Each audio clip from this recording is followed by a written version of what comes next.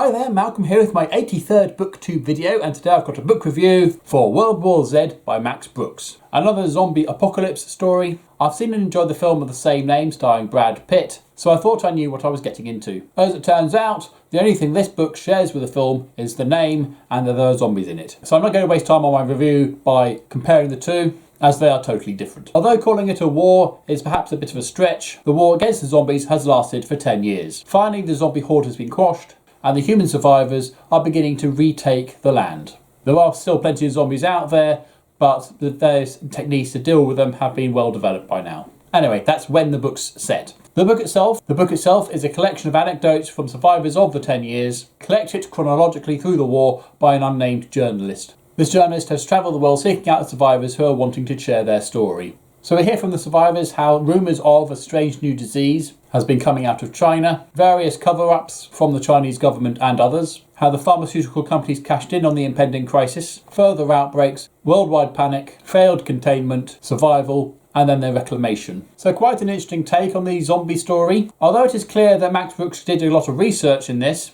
particularly regarding writing from the perspective of different types of people, from different cultures, different backgrounds. All the different accounts were penned, obviously, by the same author. Now, back in May, I read a book titled A Zombie Apocalypse, which has clearly borrowed the same storytelling idea, but through the advantage of telling it through various formats, such as newspaper clippings, police reports, diary entries, and so on and so forth, with each piece written by a different author. So each account felt different, unique and fresh. I'm sorry to say that World War Z didn't quite have that edge. It was good, and I certainly enjoyed how it looked at the economic and environmental impact of the zombie apocalypse, how there's little to no wildlife due to the creatures hunting down and eating everything that moves. And quite an interesting concept with the zombie holes, where fields would literally be littered with loads of big holes as a zombie would hunt for whatever burrowing animal that was in there, a rabbit or a mole or whatever, only stopping if their prey got away or got caught and eaten.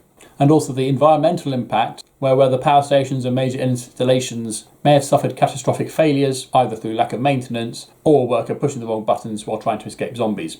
And then finally, with the clear-up, there's also the geopolitical fallout as well. Which countries would take advantage to try and grab neighbouring land, and property developers trying to claim entire suburbs before any survivors manage to get back home and reclaim their property. I mean, it doesn't go into any of these details too deeply, but they certainly provide food for thought on these subjects that other zombie stories don't really touch on. At 342 pages, I thought this would be quite a quick read, but most of the text here is anecdotal. There's very little dialogue on this, so that's large chunks of text, and the small font gives on average about 12 words per line. So I'd read this for my obligatory 30 minutes lunch break and not get through nearly as many pages that I was expecting to. All in all, I enjoyed it and I'd buy it. So there you go, World War Z, or if you're in America, World War Z. Have you read it? Did you enjoy it? What did you think of it? Did you see the film?